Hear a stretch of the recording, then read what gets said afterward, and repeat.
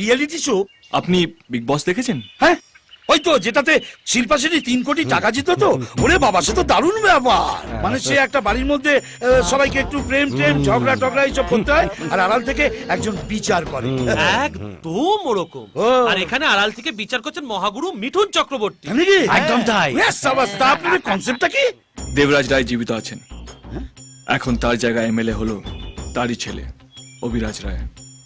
সে ব্যাপারটাকে কিভাবে দেখছে, কতটা খুশি হচ্ছে, বিভিন্ন রকম সমস্যাকে কিভাবে হ্যান্ডেল করছে, আর এইসব ঘটনাগুলো ধরা দেবে আমাদের গোপন ক্যামেরার মধ্যে। গোপন ক্যামেরা? ক্যামেরা কয়? ওইদিকে দেখুন, ওইদিকে, ওখানেও আছে। যেহেতু শোটা দেবরাজ রায়কে নিয়ে, উনি যতক্ষণ থাকবেন ক্যামেরা চলবে। সব ক্যারেক্টারদেরকে অভিনয় করে যেতে হবে, বাকি সময়টা রিল্যাক্স করতে পারেন। আচ্ছা, তা আমাকে এখানে কিভাবে ইউজ করছেন? মানে আমার ক্যারেক্টারটা কি? আপনি কি করতে চান, পজিটিভ না নেগেটিভ? অবশ্যই নেগেটিভ।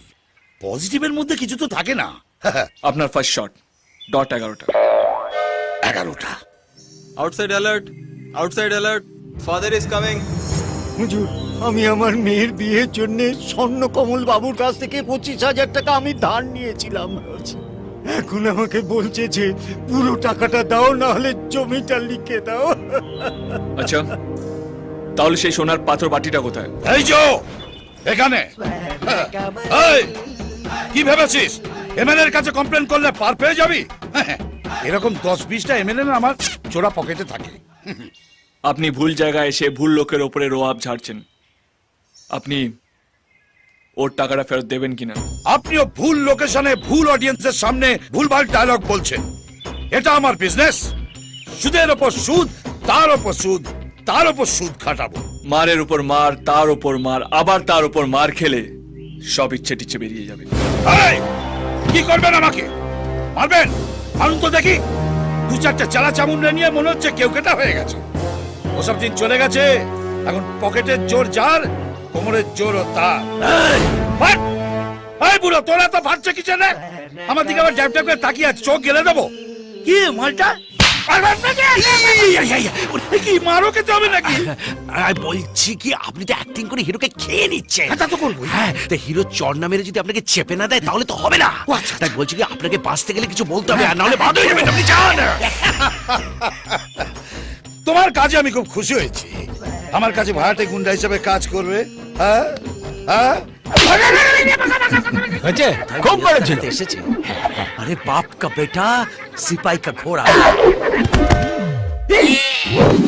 কালকের মধ্যে ওর কাছে যেন টাকাটা পৌঁছে যায়, না হলে মেয়ের চামড়া তুলে নেব। মিঠুনদার কাছে হিরো হবার জন্য এসব সত্যি সত্যি আমাকে ছেড়ে দিতে পারে। ওরে, আমিও পাকা খেলোয়াড়। কি হলো, দেবেন না? দেবো দেবো দেবো, এই দিয়ে দেবো, দিয়ে দেবো, সব টাকা দিয়ে দেবো। আমাকে ছেড়ে দিন। এবার যান, ওনার কাছে গিয়ে ক্ষমা চান। হ্যাঁ, যাই। কোথায় বুড়োটা? ও স্যার, ও স্যার, বুঝলেন, টাকার গরমে পুরো বডিটাই গরম হয়ে গেছিল। এই জন্য আপনাকে উল্টোপাল্টা কথা বলে ফেলেছি। আমাকে ক্ষমা করবেন স্যার। ঠিক আছে, ঠিক আছে, এখন থেকে মানুষের ভালো করার চেষ্টা করো। যাও। 1 মিনিট। মানুষকে ভালোবাসার পাঠটা ভালোই করেছেন, কিন্তু যতই ওই মুখ চোখ ঘুরিয়ে আপনি ইয়ে করে না গেল, মাগুলো কিন্তু আমাকেই প্রাইজটা দেবে। এই অভি, এ হতভাগা এখনো বদলায়নি। একে আরো ঘা কতক দে তো। Outside relax, outside relax. আচ্ছা, আপনি ওনাকে এমন কি বললেন যে উনি আপনাকে মারলো? আরে কি বলবো, বললাম ভালো অ্যাক্টিং আছে। এ বাবা, কেন বলবো না? আরে দাদা, আপনি এইটাই তো ভুল করলেন। ক্যামেরার সামনে কখনো কোনো আর্টিস্টকে ভালো বলতে নেই। কে কতটা ভালো করছে সেটা বিচার করবে দর্শক আর আমাদের মহাগুরু। যাকে ছাড়ুন, ওই যে ক্যামেরাটা দেখছেন, ওইখানে গিয়ে ভোট চান, নাহলে দর্শক ভোট দেবে কি করে? চান চান, ভোট চান, ভোট চান। হাই, আমি স্বর্ণকমল। আমার অভিনয় যদি আপনাদের ভালো লেগে থাকে তাহলে আমায় ভোট দিন। মহাগুরু স্পেস স্বর্ণকমল পাঠিয়ে দিন 5535-এ। নমস্কার।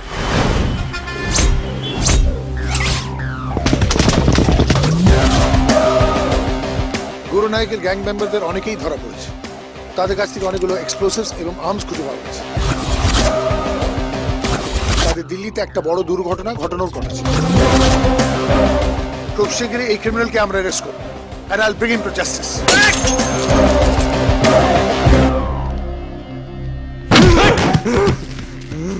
কিরে, তুই যে বলি কলকাতায় তোদের কোনো নেটওয়ার্ক নেই, তাহলে এটা কি? কিছু কিছু নেটওয়ার্কের সঙ্গে দাদা ডিরেক্টলি ডিল করে, সে খবর আমি জানি না। আমি জিন্দা আছি এটা যদি দাদা জানতে পারে না, তোদের সব কটার চামড়া খুলে নেবে। আমিও তো চাই তোর দাদা এখানে আসুক। ওকে সম্বর্ধনা দেওয়ার জন্য আমি রেডি হয়ে আছি।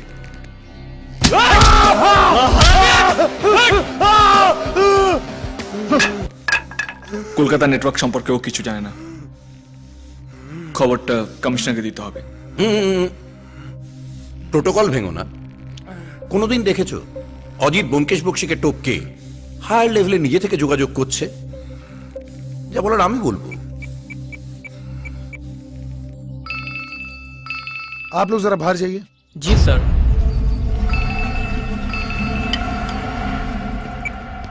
হ্যাঁ মিস্টার বক্সি বলুন।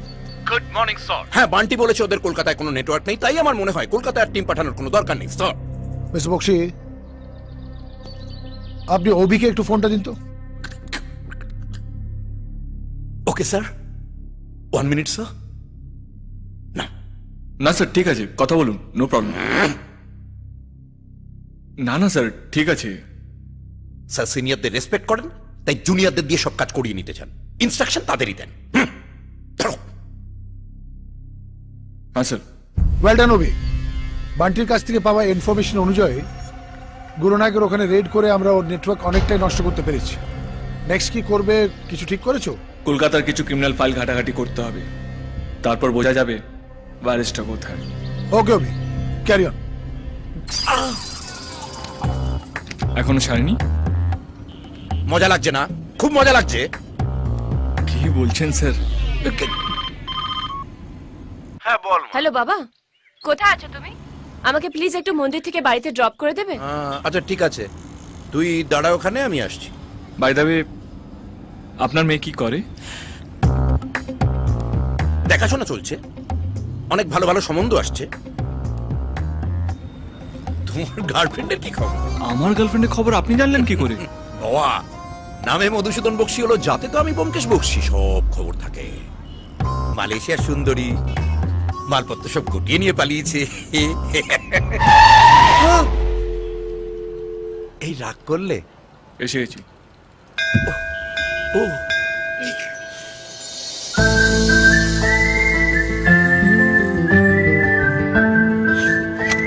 বাবা, প্রসাদ।